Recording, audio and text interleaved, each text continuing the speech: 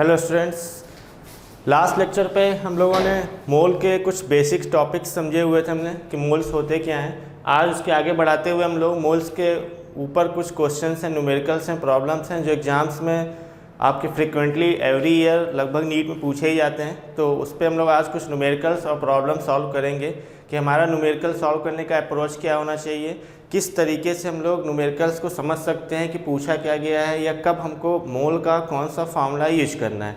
ठीक है, चलिए आज हम लोग क्वेश्चन स्टार्ट करेंगे यहाँ पे। तो पहला क्वेश्चन जैसे कि हम लोग करते हैं, find out number of molecules. Find out number of molecules of nitrogen and oxygen. अब एक बात आप यहाँ ध्यान रखिएगा कि जब हमने पूछा गया है क्वेश्चन में number of molecules nitrogen and oxygen का, तो nitrogen in N2 form and oxygen in O2 form. Okay, तो find out number of molecules of nitrogen and oxygen in a breath. Breath means सांस, in which a person inhales, in which a person inhales 224 ml, in which a person inhales 224 ml air at STP। ठीक है, तो यहाँ पे question में ये बोला गया है कि एक पर्सन है जो कि वन ब्रीथ में 224 ml एयर को इनहेल करता है और उस 224 ml में हमें नंबर ऑफ मॉलिक्यूल्स काउंट करने हैं नाइट्रोजन के एंड ऑक्सीजन के। ठीक है, और साथ साथ क्वेश्चन में एक हिंट दिया गया है, वो हिंट हमारे पास ये है कि इन एयर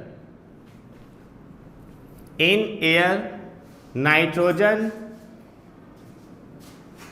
एंड ऑक्सीजन,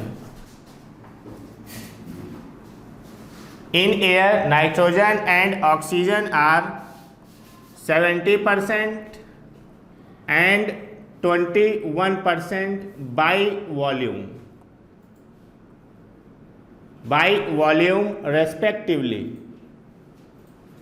ठीक है, तो ये हमारे पास ओवरऑल क्वेश्चन है, इसको यहाँ पे हम लोग सॉल्व करेंगे। अब देखिए क्वेश्चन में पहले आप समझ लीजिए कि बोला क्या जाता है। पहली चीज़ सबसे इंपॉर्टेंट होती है क्वेश्चन को पिक करना कि कैसे हम लोग क्वेश्चन में समझते हैं पूछा क्या गया है और किस तरीके से कौन सा फार्मूला हम लोग फिर आगे यूज करेंगे। तो क्वेश्चन में ये कहा गया है कि एक पर्सन है जो कि एक ब्रीथ में 224 ml एयर को इनहेल करता है और उस इनहेल एयर में हमको number of molecules of nitrogen and oxygen, इन दोनों मॉलिक्यूल्स के नंबर काउंट करने हैं।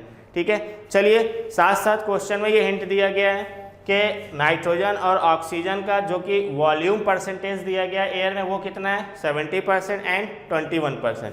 सबसे पहला काम कि क्वेश्चन में एयर STP पे दिया गया है। चलिए हम लोग ये फार्मूला तो यूज कर सकते हैं कि वॉल्यूम जो दिया गया है वो किस पे दिया गया है, हमको STP पे दिया गया है। ठीक है, तो पहला काम कि 224 ml एयर में काउंट कर लेते हैं हम लोग, दोनों को एक साथ करते हैं कि 224 ml एयर में हमारे पास नाइट्रोजन भी है साथ साथ ऑक्सीजन भी है। तो 224 का 70% इंटू 70 डिवाइड बाई 100, इतना ml हमारे पास क्या है, नाइट्रोजन है। कहा गया है 70% क्या है, नाइट्रोजन बाई वॉल्यूम, तो वॉल्यूम का 70% हम लोगों ने क्या काउंट किया, नाइट्रोजन। ये क्वेश्चन में दिया गया है, बस हमने क्या किया है, वैल्यू पुट कर दिया यहाँ पर। ऑक्सीजन अगर कैलकुलेट करेंगे तो 224 का 21% हमारे पास क्या है, ऑक्सीजन है। ये रहा ऑक्सीजन।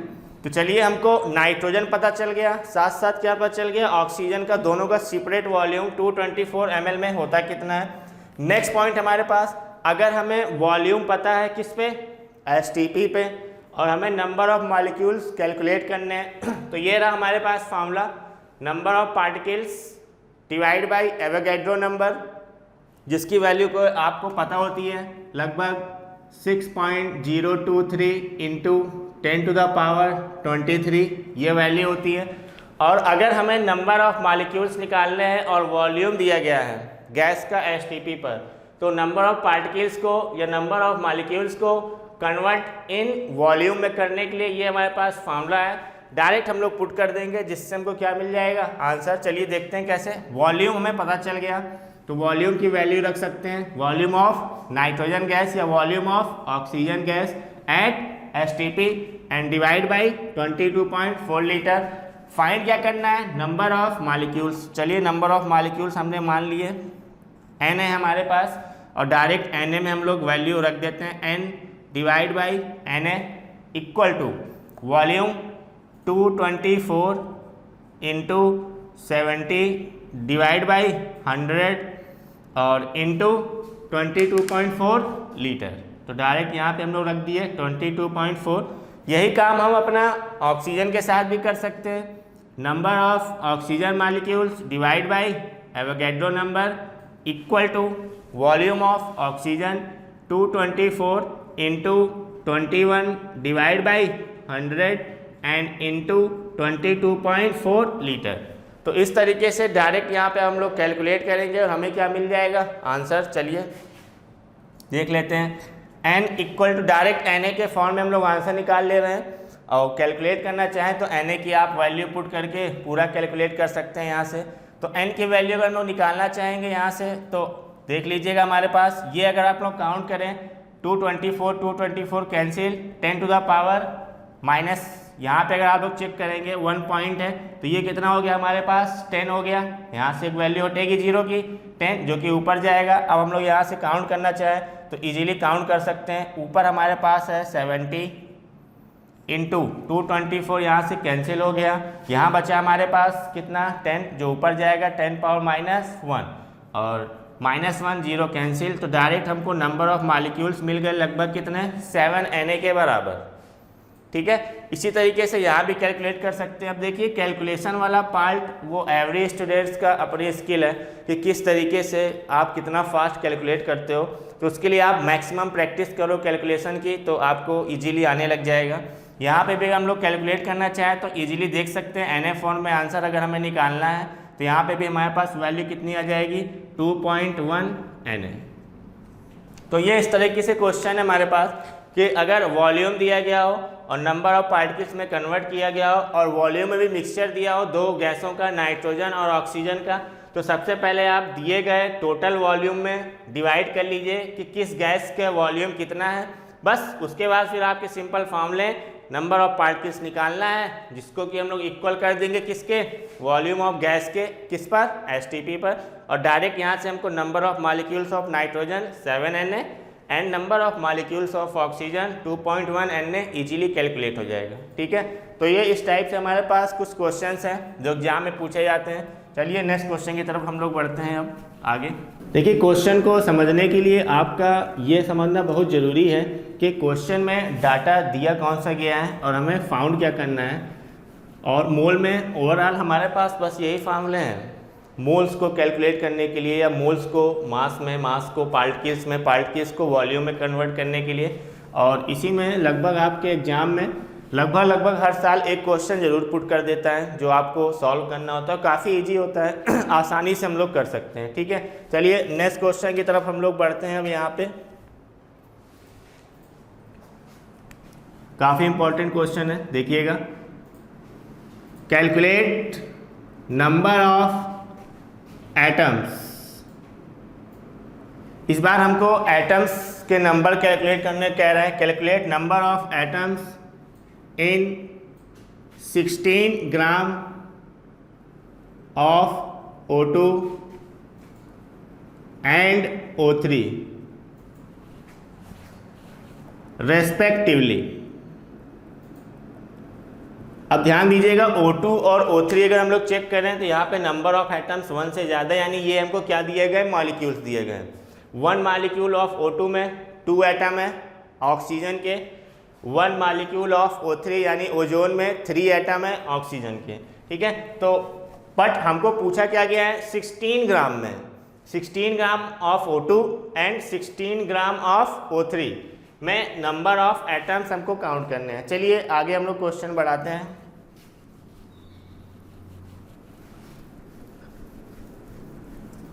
कि कैसे हम लोग नंबर ऑफ एटम्स अपने कैलकुलेट करेंगे। कंफ्यूज ना हो तो आप चाहें तो यहाँ ऐसे भी लिख सकते हैं कि 16 gram of O2 and 16 gram of O3, 16 gram of O2 and 16 gram of O3 respectively. ठीक है, चलिए देखते हैं। अब पहली कंडीशन ये क्वेश्चन में पूछा गया एटम्स है, बट जो दिया गया है डाटा वो किस फॉर्म में दिया गया, मॉलिक्यूल। तो सबसे पहला काम हमें करना ये है कि 16 ग्राम O2 या 16 ग्राम O2 16 ग्राम O3 में नंबर ऑफ मॉलिक्यूल्स कितने होंगे। अगर हम लोग नंबर ऑफ मॉलिक्यूल्स कैलकुलेट कर लिए तो हमें साफ साफ पता है कि एक मॉलिक्यूल में 2 एटम है और एक मॉलिक्यूल ऑफ O3 में 3 एटम है। ठीक है, चलिए सॉल्व करते हैं हम लोग। सबसे पहले हम लोग निकालते हैं अपना आंसर नंबर ऑफ एटम्स। तो ये फार्मूला इजीली मास का ये दिया हुआ 16 ग्राम, ये रहा मास। निकालना क्या है, number of molecules. Number of atoms नहीं रखेंगे हम लोग, क्यों? क्योंकि दिया गया नंबर ऑफ एटम्स नहीं है, दिया क्या गया है, वेट किसका दिया गया है, मॉलिक्यूल्स का दिया गया है। ठीक है, चलिए रखते हैं यहाँ पे कि सबसे पहले हम लोग रखेंगे यहाँ पे अपना weight divide by molecular weight equal to number of molecules and divide by Na। यह हम लोग डायरेक्ट यहाँ लिख लेते हैं ताकि कोई कंफ्यूजन ना रह जाए। Number of molecules and divide by Na, direct Na form में हम लोग आंसर निकाल लेंगे अपना। वेट हमको दिया गया, चलिए पहले ऑक्सीजन के लिए निकाल ले रहे हैं। 16 gram divide by molecular weight oxygen का 32 equal to number of molecules n से रिप्रेजेंट कर ले रहे हैं n and divide by Na। तो यहाँ पे अगर हम लोग नंबर ऑफ मॉलिक्यूल्स निकालना चाहें n की वैल्यू तो हमारे पास कितनी आ गई, Na एंड डिवाइड बाई 2। अब ध्यान रखिएगा ये जो n हमारे पास आया है ये n है क्या, नंबर ऑफ मॉलिक्यूल्स हैं।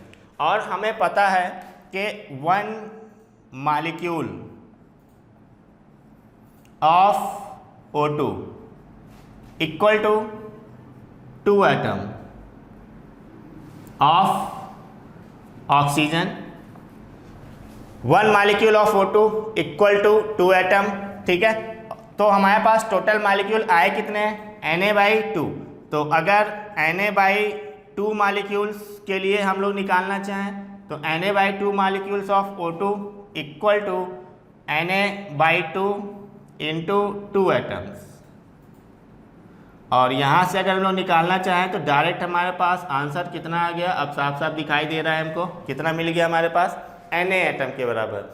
इसी तरीके से हम लोग इसी फार्मूले में O3 के लिए भी निकाल सकते हैं, सेम फार्मूला यूज करेंगे। बताइए O3 के लिए, आप लोग बताइए O3 के लिए कितना वेट दिया गया, 16। तो डायरेक्ट हम लोग वेट रख दे रहे हैं 16। ठीक है, चलिए 16 डिवाइड बाई, अब O3 के लिए याद रखिएगा, O2 के लिए तो मॉलिक्यूलर वेट 32 है क्योंकि 2 एटम है ऑक्सीजन के, बट O3 के लिए हमारे पास कितने हैं, 3 एटम है।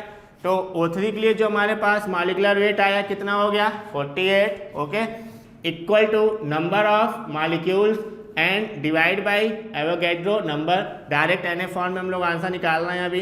तो यहाँ से हमको जो वैल्यू निकल के आ गई किसकी, number of molecule 16 gram of O3 molecules में वो कितनी आई हमारे पास, Na/3। बस अब देखिए यहाँ पे जैसा कि हमने यहाँ लिखा हुआ है कि 1 मॉलिक्यूल ऑफ O2 में 2 एटम है, इसी तरीके से 1 molecule of O3, 1 molecule of O3 में कितने एटम है हमारे पास, 3 एटम। ठीक है, ऑक्सीजन के कितने एटम है, 3 एटम है। टोटल मॉलिक्यूल कितने हैं जो हमने कैलकुलेट किए हुए हैं, Na/3। तो Na/3 मॉलिक्यूल में हमारे पास टोटल एटम कितने हो गए, Na एटम। ठीक है, तो इस तरीके से डायरेक्ट हमको क्या मिल गया, एटम। अब देखिए यहाँ पे क्या है कि कुछ स्टूडेंट डायरेक्ट ऐसा करते हैं कि चलो हमको फार्मूला तो पता है, number of particles divide by Na, और उसको मास के बराबर कर दिया, मास डिवाइड बाई मॉलिक्यूलर मास। अब वो ये ध्यान देना भूल जाते हैं कि क्वेश्चन में दिया क्या गया था, मॉलिक्यूल्स, पूछा क्या गया था, एटम्स। बहुत बड़ी गलती एग्जाम में जल्दबाजी में टाइम की कमी की वजह से होती है। तो ऑलवेज याद रखिए कि क्वेश्चन में एटम पूछा गया है और जो डाटा मास जो दिया गया है वो मॉलिक्यूल का दिया गया है। तो सबसे पहले आपको क्या करना है, नंबर ऑफ मॉलिक्यूल्स कैलकुलेट करने हैं, और मॉलिक्यूल से 1 मॉलिक्यूल के लिए एटम के नंबर आपको साफ साफ दिखाई देंगे क्वेश्चन में, जिससे हम लोग आसानी से क्या निकाल सकते हैं, अपना नंबर ऑफ एटम। काफ़ी इंपॉर्टेंट क्वेश्चन है और अक्सर इस टाइप के क्वेश्चन एग्जाम में जहाँ आते हैं। छोटा सा पॉइंट है, बस वो आपको ध्यान देना है, ठीक है। तो ये था हमारे पास इस टाइप के क्वेश्चन। चलिए आगे बढ़ते हैं नेक्स्ट क्वेश्चन। देखिए इसी टाइप के क्वेश्चन एग्जाम में छोटे छोटे काफ़ी आते हैं। आपका नीट एक ऑप्शनल पेपर होता है जिसमें 180 मिनट में 180 क्वेश्चन सॉल्व करने होते हैं। तो आपको कभी भी कोई इतना बड़ा क्वेश्चन एग्जाम में नहीं देगा कि जिसमें आपको एक पन्ना सिर्फ कैलकुलेशन या सॉल्व करने या फॉर्मूले में लग जाए। छोटे छोटे से पॉइंट होते हैं जो आपको पकड़ने होते हैं। अब ये आपके क्वेश्चंस हैं, आप प्रैक्टिस जितना करोगे उतनी आसानी से आप कैलकुलेट कर लोगे, मुँह जवानी आपसे निकल जाएंगे क्वेश्चन, ठीक है। इसी तरीके से इसी पे बेस्ड फॉर्मूले पे कुछ और क्वेश्चन हम लोग करते हैं। Next question, find out number of molecules and number of atoms, दोनों निकालेंगे हम लोग इन डिफरेंट पॉइंट में हम लोग कर ले रहे हैं। Number of molecules, number of atoms. सबसे पहला इन 127 ग्राम आयोडीन। सबसे पहले 127 ग्राम आयोडीन इन I2 फॉर्म, ठीक है। तो 127 ग्राम आयोडीन में हमें कैलकुलेट करने number of molecules, number of atoms. बताइए 127 ग्राम क्या दिया गया, वेट यानी मास, डायरेक्ट रख ले रहे हैं, ठीक है। Mass divide by molecular wait, क्योंकि ये क्या दिया हुआ है, मॉलिक्यूल्स है। तो 127 एंड डिवाइड बाय, अब ये थोड़ा आपको याद रखना पड़ेगा कि आयोडीन के लिए जो एटॉमिक वेट होता है वो कितना होता है, 127 ही होता है।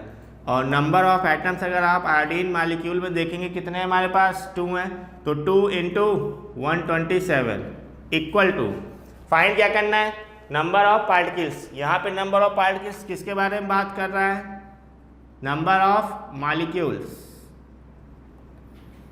तो number of molecules divide by Na। तो डायरेक्ट यहाँ से हम लोग नंबर ऑफ मॉलिक्यूल्स कैलकुलेट कर ले रहे हैं अपने। n की वैल्यू हमारे पास कितनी आ गई यहाँ पर, Na/2। तो ये तुमको क्या मिल गया, नंबर ऑफ मॉलिक्यूल्स मिल गए। नंबर ऑफ एटम्स काउंट करने हो तो बस डायरेक्ट आप चेक कर लीजिए, 1 molecule of I2 equal to कितने एटम, 2 एटम। तो हमने मॉलिक्यूल के नंबर कितने निकाले अपने पास, Na/2। तो Na/2 मॉलिक्यूल्स के पास कितने एटम, 2 से 2 कैंसिल, कितने आ गए हमारे पास, Na एटम, ठीक। तो ये कुछ क्वेश्चंस हैं जो आप प्रैक्टिस में आराम से इजीली कर सकते हैं, ठीक है। नेक्स्ट क्वेश्चन हम लोग देख रहे हैं, ध्यान दीजिएगा। 7 gram of nitrogen in N2 form. 7 gram of nitrogen. अगर क्वेश्चन में आपको ये ना दिया जाए, direct spelling wise theoretical wise दिया जा रहा है N2O2, तो वो नेचुरली जो पाया जा रहा है nitrogen in gaseous form, molecular form N2 form में पाया जा रहा है, oxygen gaseous form, molecular form O2 form में पाया जा रहा है। तो चलिए 7 ग्राम ऑफ नाइट्रोजन है, 7 ग्राम ऑफ नाइट्रोजन को सॉल्व करें तो मास कितना दिया गया है हमको यहाँ पर, 7 ग्राम डिवाइड बाई नाइट्रोजन के लिए 1 एटम का कितना होता है, 14, दिए कितने का है, 2, 1 मॉलिक्यूल 2 एटम, तो मॉलिकुलर वेट कितना हो गया, 28 equal to number of molecules, मान लिया n and divide by Na। यहाँ से डायरेक्ट n की वैल्यू हम लोग काउंट कर ले रहे हैं, 7, 28 कितना हो गया, Na/4। तो हमको यहाँ पे क्या मिल गया, नंबर ऑफ मॉलिक्यूल्स मिल गए। नंबर ऑफ एटम्स निकालने के लिए सिंपल, 1 मॉलिक्यूल इक्वल टू कितने एटम है हमारे पास, 2 एटम। तो नंबर ऑफ मॉलिक्यूल्स कितने आ गए हमारे पास, Na/4। तो Na/4 molecule means Na/4 into 2। तो एटम के नंबर यहाँ पे हमको कितने मिल जाएंगे, Na/2 एटम।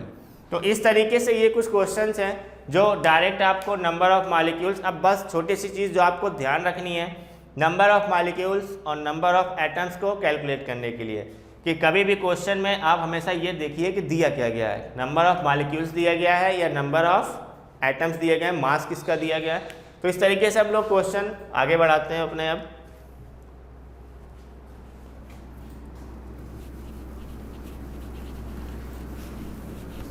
अब देखिए नंबर ऑफ पार्टिकल्स, क्योंकि आपके पास मॉलिक्यूल भी हो सकते हैं, एटम्स भी हो सकते हैं, समटाइम्स आयंस भी पूछ लेता है, या इसके अलावा इलेक्ट्रॉन प्रोटॉन न्यूट्रॉन्स भी होते हैं। ठीक है, तो चलिए अब next question electron proton neutron के बेस पे भी हम लोग कर ले रहे हैं यहाँ पर।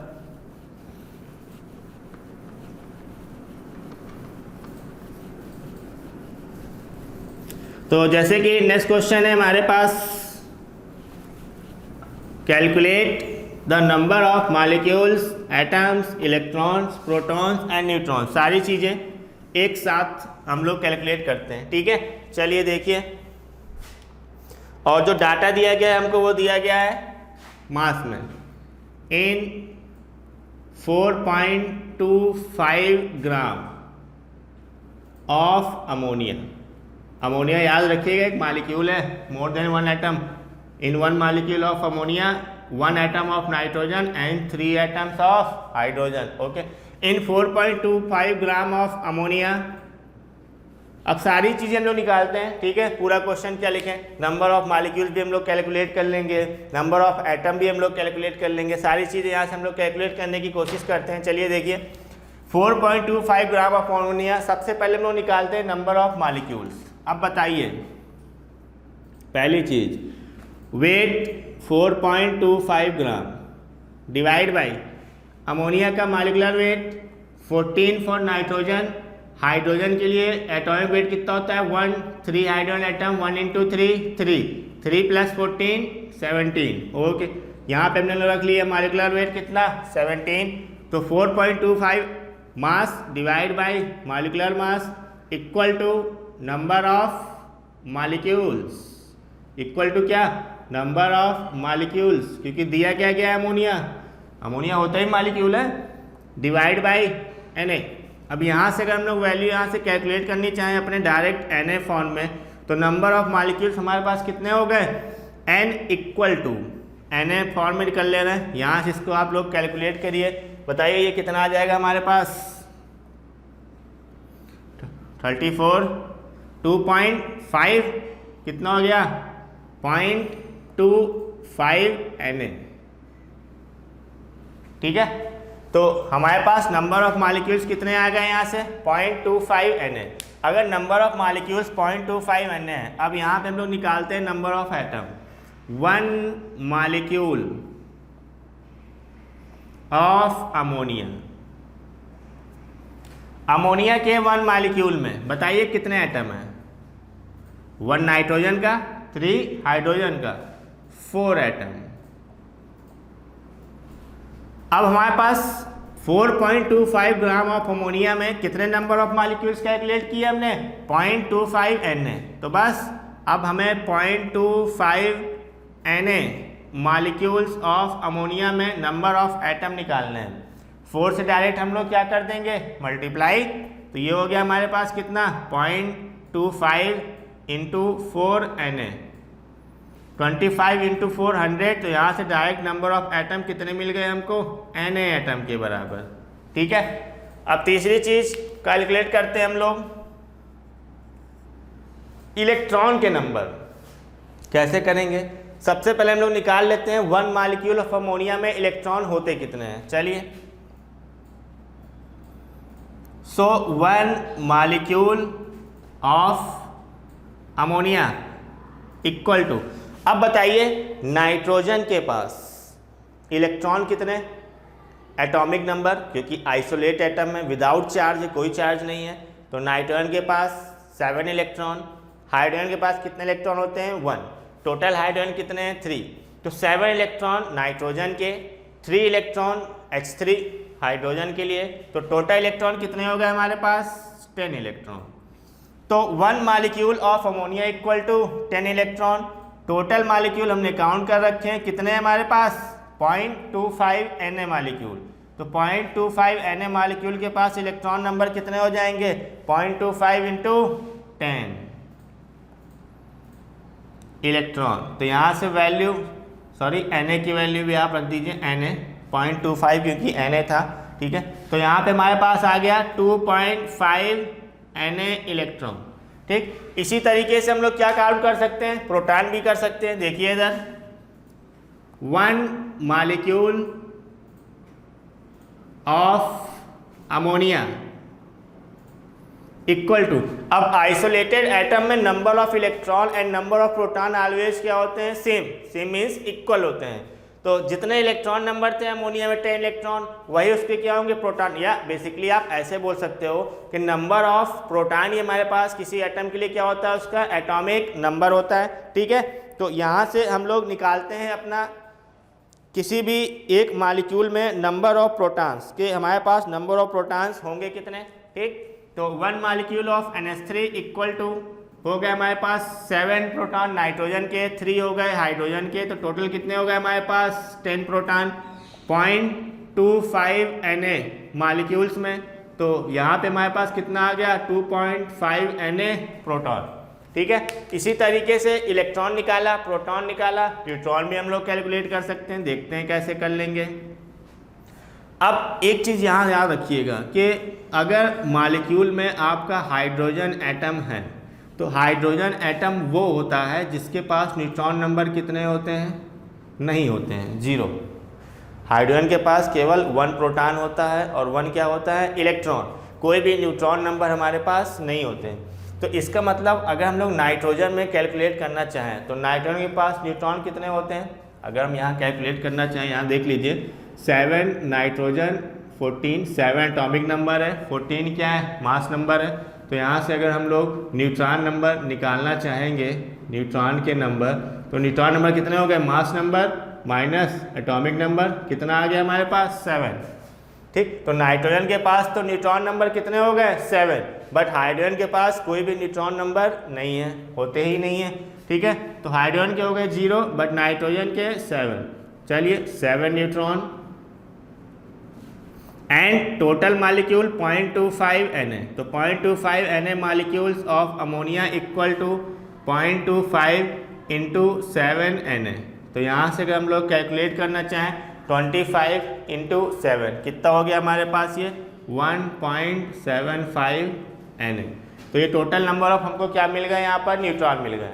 तो 1 molecule of ammonia 7 neutron, 0.25 Na of ammonia molecules 1.75 Na। तो इस तरीके से क्वेश्चन में आपको कुछ भी दिया हो, नंबर ऑफ पार्टिकल्स हम लोग किसी भी तरीके से काउंट कर सकते हैं। मॉलिक्यूल दिया तो नंबर ऑफ मॉलिक्यूल्स निकाल सकते हैं, एटम्स निकाल सकते हैं, इलेक्ट्रॉन्स निकाल सकते हैं, प्रोटॉन्स निकाल सकते हैं, साथ साथ न्यूट्रॉन्स निकाल सकते हैं। ठीक है, चलिए नेक्स्ट क्वेश्चन की तरफ हम लोग बढ़ते हैं अपने। अब देखिए एक क्वेश्चन वॉल्यूम पे बेस्ड आता है और ये क्वेश्चन अक्सर आपके एग्जाम में पूछा भी गया है और बार बार रिपीट भी होता है, और वो है वाटर के रेस्पेक्ट में। तो कैसे समझेंगे वाटर के रेस्पेक्ट में क्या है क्वेश्चन वॉल्यूम से रिलेटेड। तो देखिए यहाँ पे हम क्वेश्चन के बारे में आपको बताते हैं, समझिएगा क्वेश्चन के बारे में कहा क्या गया है और क्वेश्चन के बारे में पूछा क्या जा रहा है हमारे पास। देखिए, calculate volume of 1 molecule of water. Calculate volume of 1 molecule of water. ध्यान दीजिएगा, वॉल्यूम पूछा गया है 1 मॉलिक्यूल का वाटर पर और एट STP। ठीक है, या STP अगर ना भी दिया गया हो हमको वैल्यू, तो भी STP हम लोग मान के चलते हैं कि स्टैंडर्ड टेम्परेचर प्रेशर लिया जा रहा होगा। ना भी दिया हो तो भी आप क्वेश्चन मान के चलो STP ही है। चलिए देखते हैं, calculate volume of 1 molecule of water. हमें वॉल्यूम निकालना है। अब कंडीशन ये है कि क्या हम लोग वॉल्यूम निकालने के लिए ये फॉर्मूला यूज कर सकते हैं, नहीं कर सकते। क्यों? क्योंकि वाटर यहाँ पे आपको ये नहीं बताया गया कि गैसियस फॉर्म मतलब वेपर फॉर्म में है या लिक्विड। अगर कुछ बोला नहीं जा रहा तो इसका मतलब वाटर अगर चेक करें नेचुरली कैसा होता है, रूम टेम्परेचर पर लिक्विड फॉर्म में। अगर यहाँ पे वाटर लिक्विड फॉर्म में है और हमने अगर ये फॉर्मूला यूज कर दिया वॉल्यूम काउंट करने के लिए, तो आपका आंसर क्या हो जाएगा, गलत। ठीक है, तो फिर करेंगे क्या, देखिए करते क्या है हम लोग कि वॉल्यूम निकालने के लिए एक सिंपल सा फार्मूला है हमारे पास, density equal to mass by volume. छोटी क्लासों में, स्मॉल क्लासों में हम लोगों ने पढ़ा हुआ है density equal to mass by volume. और हमें ये पता होता है कि वाटर की डेंसिटी, और अगर नहीं पता तो आप याद कर लीजिए, ये होता है हमारे पास 1 ग्राम पर ml। वाटर की जो डेंसिटी है वो होती है 1 ग्राम पर ml के बराबर, ठीक है। चलिए अब अगर हमें डेंसिटी पता है and density equal to mass by volume, but हमें मास नहीं पता, क्या करें? चलिए देखते हैं। मास निकालने के लिए सिंपल तरीका है हमारे पास कि weight divide by molecular weight of water 18 equal to number of molecules 1 and divide by Avogadro number. तो यहाँ से हमको वेट निकल गया, कितना आ गया वेट हमारे पास? 18 डिवाइड बाय Na के बराबर। तो 1 मॉलिक्यूल का हमने क्या निकाल लिया? यहाँ पर वेट निकाल लिया। कैसे निकाला? ये रहा, weight divide by molecular weight equal to number of particles. यहाँ नंबर ऑफ पार्टिकल्स क्या है? मॉलिक्यूल है, डायरेक्ट दिया गया है 1 molecule, and divide by Na या एवोगैड्रो नंबर, ठीक है। तो वेट या मास कितना आ गया हमारे पास? 18 डिवाइड बाय Na। चलिए आगे बढ़ते हैं। अब सिंपल सा फॉर्मूला यूज करना है, density equal to mass by volume. अगर हमको वॉल्यूम निकालने के लिए वाटर बोला जाता गैसियस फॉर्म या वेपर फॉर्म एट एसटीपी, तो डायरेक्ट हम लोग फॉर्मूला यूज कर सकते थे, volume of gas at STP निकालना है 22.4, नंबर ऑफ मॉलिक्यूल्स 1 दिए हैं, Na की वैल्यू डायरेक्ट कैलकुलेट कर लेते। बट अगर वाटर वेपर फॉर्म में नहीं दिया तो नेचुरली वो क्या है? लिक्विड है। तो लिक्विड फॉर्म में कैलकुलेट करने के लिए पहले हमने नंबर ऑफ मॉलिक्यूल से मास निकाला या वेट निकाला। अब उस मास या वेट को हम लोग डेंसिटी वाले फार्मूले में यूज कर लेते हैं। वाटर के लिए डेंसिटी याद रखनी है आपको, कितनी होती है? 1 इक्वल टू मास हमने कैलकुलेट कर लिया 18 by Na and into volume कितना आ गया हमारे पास? V। डायरेक्ट V की वैल्यू रखते हैं, V इक्वल टू मिल गया हमारे पास 18 डिवाइड बाई Na, ठीक। किस में? ml में। ml में ही है, ये डेंसिटी हमने ग्राम पर ml में रखी है ना, तो वॉल्यूम किस में मिली है हमको? ml में। लीटर में चेंज कर सकते हैं या इसकी और वैल्यू भी हम लोग कैलकुलेट कर सकते हैं। आगे कैसे करेंगे? Na की वैल्यू रख दीजिए, पूरी वैल्यू कैलकुलेट हो जाएगी, ठीक। तो इस तरीके से हमारे पास क्वेश्चन बनते ही, बड़ा इंपॉर्टेंट क्वेश्चन है, काफ़ी इंपॉर्टेंट क्वेश्चन है जो अक्सर आपके एग्जाम में आता है। आप छोटा सा चीज़ अगर भूल गए, ध्यान में नहीं रहा एग्जाम में, तो यही गलती आप लोग करेंगे कि डायरेक्ट आप नंबर ऑफ मॉलिक्यूल्स और वॉल्यूम ऑफ गैस को इक्वल कर देंगे नंबर ऑफ पार्टिकल्स और वॉल्यूम में कन्वर्ट करने के लिए फार्मूला यूज कर रहे हैं हम लोग। बट यहाँ ऐसा करना नहीं है, क्योंकि वाटर यहाँ हमको वेपर फॉर्म में ना देके किस फॉर्म में दिया गया है? लिक्विड फॉर्म में, ठीक। उसके लिए हम लोग क्या यूज करेंगे? Density equal to mass by volume. Volume हमको तभी निकलेगा जब मास पता होगा। मास निकालने के लिए हमको क्या दिया गया है? नंबर ऑफ मॉलिक्यूल्स, ठीक है। इंपॉर्टेंट क्वेश्चन था आपके लिए। चलिए आगे बढ़ते हैं नेक्स्ट क्वेश्चन की तरफ। अब देखिए, एसटीपी पर अगर हम लोग 1 mole water liquid and 1 mole water vapour, इन दोनों ही कंडीशन में अगर हम लोग वॉल्यूम निकालना चाहें तो कैसे निकालेंगे? देखिएगा, at STP volume of 1 mole water liquid. अब आप बताइए, क्या 1 मोल वाटर लिक्विड के लिए अगर हम लोग निकालना चाहते हैं क्या वॉल्यूम, तो क्या 1 मोल वाटर लिक्विड का वॉल्यूम 22.4 होगा? नहीं। हमने ये कहा था लास्ट लेक्चर पे कि किसी भी गैस अब कोई भी हो, ऑक्सीजन हो, नाइट्रोजन हो, CO2 हो, अमोनिया हो, मीथेन हो, कोई भी गैस हो, उस गैस के 1 मोल का जो वॉल्यूम होता है एट एसटीपी, वो ऑलवेज क्या होता है? 22.4 लीटर। बट वॉल्यूम अगर आपको निकालना है लिक्विड के लिए तो नहीं, जो भी हमने तरीका पढ़ा वो आपको यहाँ पे सॉल्व करना पड़ेगा। क्या पढ़ा हुआ है हमने? ध्यान से देखिएगा, कितना आएगा? Volume of 1 mole of water, तो यहाँ से हमने रखा 1 मोल 1 इक्वल टू क्या निकालेंगे? मास m and divide by molecular मास 18।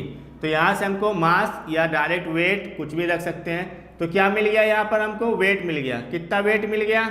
18 ग्राम। बस अब यहाँ से रखिए हमने क्या? Density equal to mass by volume. तो यहाँ से वॉल्यूम मिल गया हमको कितना? Mass by density. मास 1 मोल के लिए 18 डिवाइड बाई 1, यानी कितना आ गया हमारे पास? 18 ml। तो 1 मोल वाटर लिक्विड का जो वॉल्यूम हमने काउंट किया एसटीपी पर वो कितना आ गया हमारे पास 18 ml। सेकेंड चीज़, अगर यही वॉल्यूम ऑफ 1 मोल वाटर इस बार लिक्विड ना देके क्या दिया गया है, गैस। बताइए गैस के लिए हो गया एसटीपी पर वॉल्यूम 1 मोल वाटर गैसियस के लिए कितना, कोई भी हो गैसियस फॉर्म आपका वाटर हो CO2 हो कोई भी हो। अब देखिए कितना बड़ा डिफरेंस है, सिर्फ आपके फिजिकल स्टेट चेंज हो जाने पर। लिक्विड है तो वॉल्यूम कितना 1 मोल का 18 ml, गैस है तो 1 मोल के लिए वॉल्यूम कितना आता है हमारे पास 22.4 लीटर। ठीक, तो ये छोटी छोटी चीज़ें हैं जो आपको ध्यान रखनी है यहाँ पर। चलिए आगे बढ़ते हैं हम लोग अब नेक्स्ट क्वेश्चन की तरफ।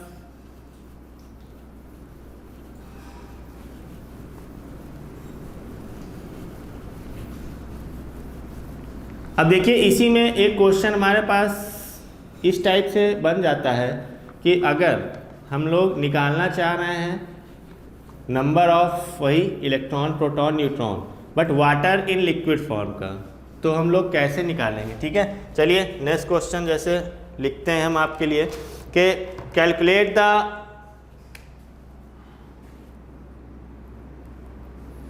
Number of electron proton and neutron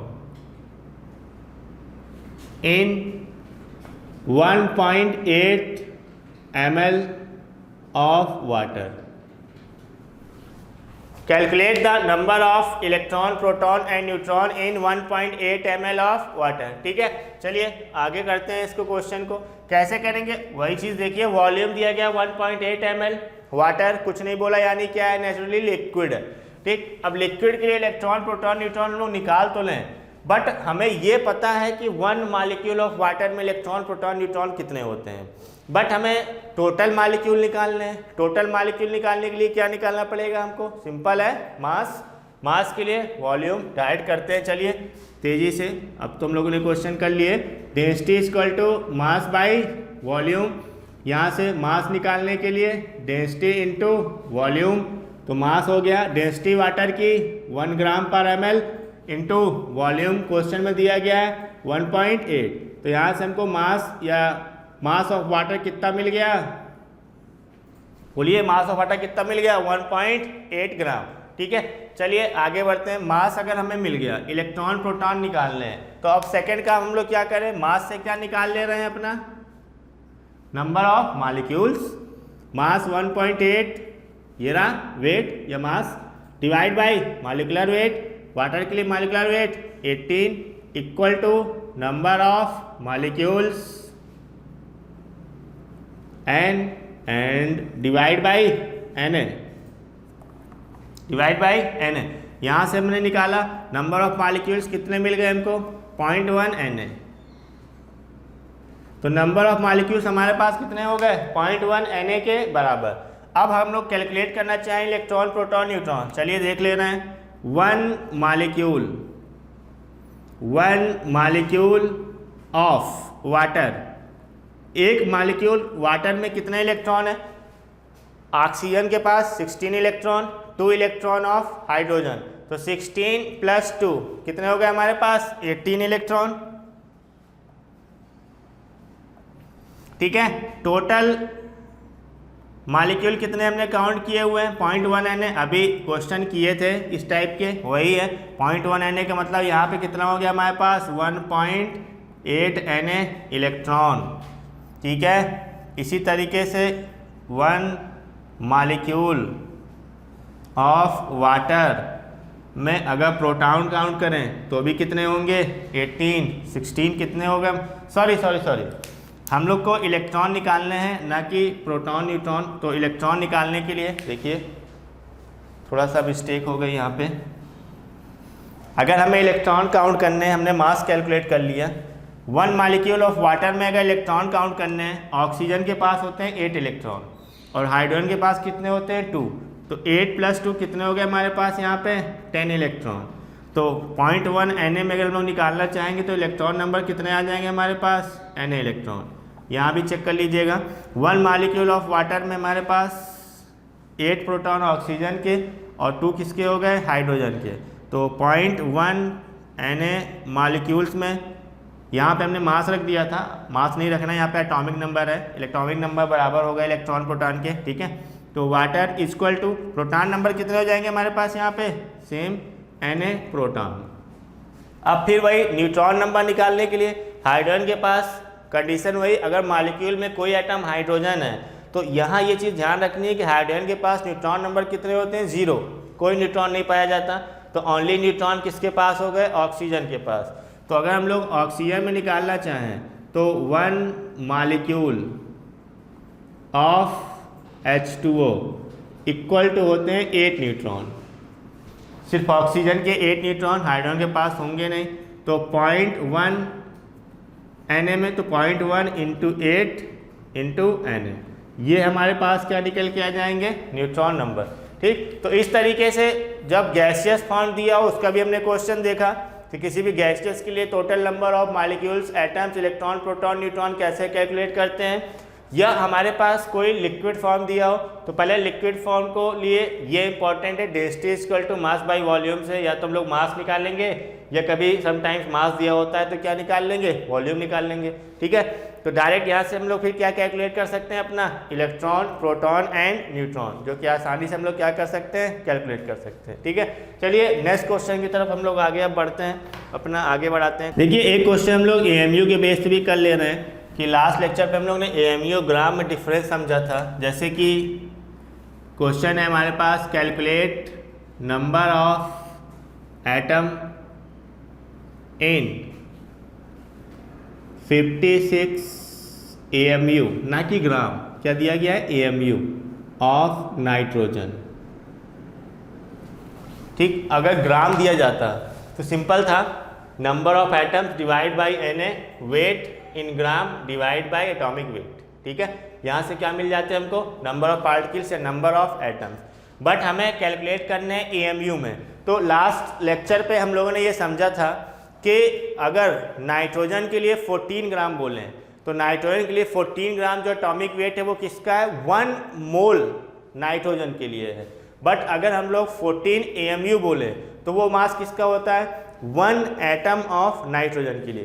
तो चलिए ये तो हमें पता है कि नाइट्रोजन के लिए 14 AMU equal to mass of 1 atom of nitrogen. Nitrogen के लिए जो मास होता है 1 एटम का वो कितना होता है, 14 AMU। बस सिंपल है, अब आप बताइए 56 AMU। तो 56 AMU के लिए 14 AMU में अगर 1 एटम आ रहे हैं तो 56 AMU में कितने एटम आ जाएंगे हमारे पास, 4 एटम ऑफ नाइट्रोजन। तो डायरेक्ट हमारे पास आंसर यहाँ क्या मिल गया, 4 एटम। इसी तरीके से कुछ छोटे छोटे क्वेश्चन है एग्जाम में पूछे जाते हैं, जैसे आपके NCERT में कुछ क्वेश्चन दिए गए हैं, क्या दिए गए हैं देख लेते हैं। क्वेश्चन ये दिया गया है कि 3 mole of ethane, 3 mole of ethane C2H6, 3 mole of ethane में पहला पॉइंट जो दिया गया है ये NCERT एक्सरसाइज का आपका क्वेश्चन है। 3 मोल ऑफ C2H6 में पहला पूछा गया है number of moles of atom of carbon. Simple है, देखिए होता क्या है कि अगर यहाँ पे हम लोग चेक करें 1 मोल C2H6, ठीक है, 1 मोल C2H6, तो 1 मोल C2H6 में दोनों निकालते हैं हम लोग, कार्बन का भी और हाइड्रोजन का भी। तो 1 मोल C2H6 में आप देखिएगा 2 मोल कार्बन एटम, ध्यान रखिएगा बेसिक है ये, 2 मोल कार्बन एटम, ठीक है। 1 मोल C2H6 में 2 मोल कार्बन एटम है और ये 6 मोल क्या है, हाइड्रोजन एटम, 6 मोल हाइड्रोजन एटम। तो 1 मोल C2H6 में 2 मोल कार्बन एटम, 6 मोल हाइड्रोजन एटम। और क्वेश्चन में दिया गया कितने, 3 मोल। करना क्या है, कुछ नहीं करना है, 3 मोल C2H6 में अगर 1 मोल में 2 मोल कार्बन एटम है तो 3 मोल में कितने हो जाएंगे, 6 मोल। कार्बन एटम है। और अगर 1 मोल में 6 हाइड्रोजन 6 मोल हाइड्रोजन एटम है तो 3 मोल C2H6 में कितने हो जाएंगे? 6 × 3 कितना हो गया? 18 मोल हाइड्रोजन एटम। ठीक है, इसी तरीके से एक और पॉइंट पूछा गया, उसमें नंबर ऑफ मॉलिक्यूल्स पूछे गए। अब आप हमें बताइए मोल इक्वल टू क्या होता है? Number of molecules and divide by Na। तो बताइए यहाँ से नंबर ऑफ मॉलिक्यूल्स अगर हमें निकालने हैं, टोटल मोल कितने दिए गए हैं? 3 मोल। तो डायरेक्ट नंबर ऑफ मॉलिक्यूल्स कितने हो गए हमारे पास? 3Na के बराबर। ठीक है, तो इस तरीके से ये हमारे पास कुछ क्वेश्चंस हैं मोल से जो कि आपके पूछे जाते हैं एग्जाम में। इसी तरीके से सिंपल क्वेश्चन पूछे गए हैं आपको कि find out maximum number of atoms. 4 option आपको दे देगा। आप सब में सिंपल 3 फार्मूले यूज करने होते हैं और आसानी से हम लोग क्वेश्चन अपने क्या कर सकते हैं? कैलकुलेट कर सकते हैं। बस अब एक काम करना है आपको कि अपनी अपनी बुक्स जो भी हैं उठाइए, सीट जो है जो कोचिंग से आपको मिली है वो उठाइए। ठीक, या तो आप सबसे अच्छा काम जो लास्ट ईयर पेपर जो हुए हैं उनके जो क्वेश्चंस हैं वो आप पहले कीजिए, वो सबसे इम्पॉर्टेंट है। अगर आपसे वो हो रहे हैं इसका मतलब कि आपसे आने वाले फ्यूचर में भी क्वेश्चन क्या हैं? हो जाएंगे। ठीक, तो ये था हमारे पास आज का टॉपिक। ठीक है, मोल से रिलेटेड जो भी चीज़ें हमारे पास, आगे क्वेश्चन आप अपने बढ़ाइए और सॉल्व कीजिए। ठीक है, तो आज के लिए थैंक यू वेरी मच।